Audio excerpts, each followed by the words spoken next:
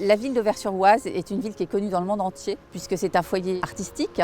C'est une ville qui a accueilli des artistes comme Daubigny, comme Pissarro, Guillaumin et puis bien sûr Van Gogh. Nous sommes ici donc devant le château d'Auvers qui est un monument historique qui a été construit au XVIIe siècle et qui bénéficie d'une situation exceptionnelle à Auvers puisque nous sommes sur un promontoire avec ces terrasses successives qui dominent la vallée de l'Oise qui a inspiré de nombreux peintres. Le château d'Auvers présente actuellement une exposition événement, Van Gogh, les derniers voyages. Vincent Van Gogh, c'est un peintre qui, depuis 100 ans, déplace des millions et des millions de personnes. Et lui-même était un grand voyageur. Il a eu 36 adresses en 37 ans. Et sa destination finale, c'était ce petit village du Vexin. L'exposition Van Gogh, les derniers voyages, ce sont les voyages physiques de Vincent Van Gogh, mais ce sont aussi ses voyages intérieurs. Des voyages artistiques, des voyages intellectuels, des voyages imaginaires même, qu'il n'a jamais fait. Il n'est jamais allé au Japon, par exemple, mais il en a rêvé. Dans cette salle-ci, nous montrons vraiment les influences à Auvers-sur-Oise. Vincent Van Gogh vraiment révolutionne notre façon de voir le paysage.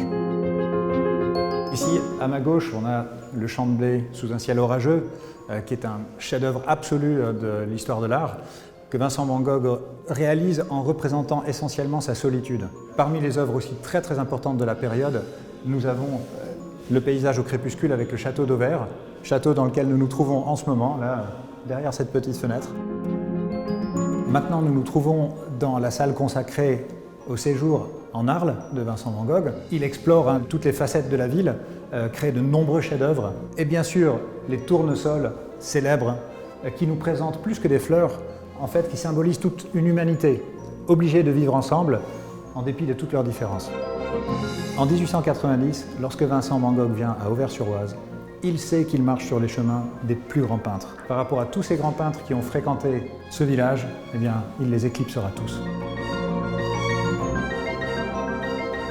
Pour aller plus loin, quand on a vraiment envie de marcher dans les pas du peintre, à 10 minutes à peine à pied dans le village, se trouve la maison du docteur Gachet, qui est la maison qui a accueilli Vincent Van Gogh le 20 mai 1890, quand il arrive fraîchement de Paris. Après avoir été ausculté par le docteur Gachet, qui va l'encourager à peindre et à oublier sa maladie, Vincent Van Gogh va créer à Auvers-sur-Oise plus de 75 tableaux en 70 jours.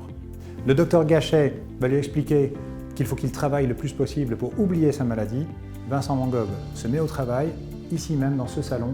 C'est vraiment un des endroits où on peut sentir le mieux sa présence et où on touche l'histoire du bout des doigts.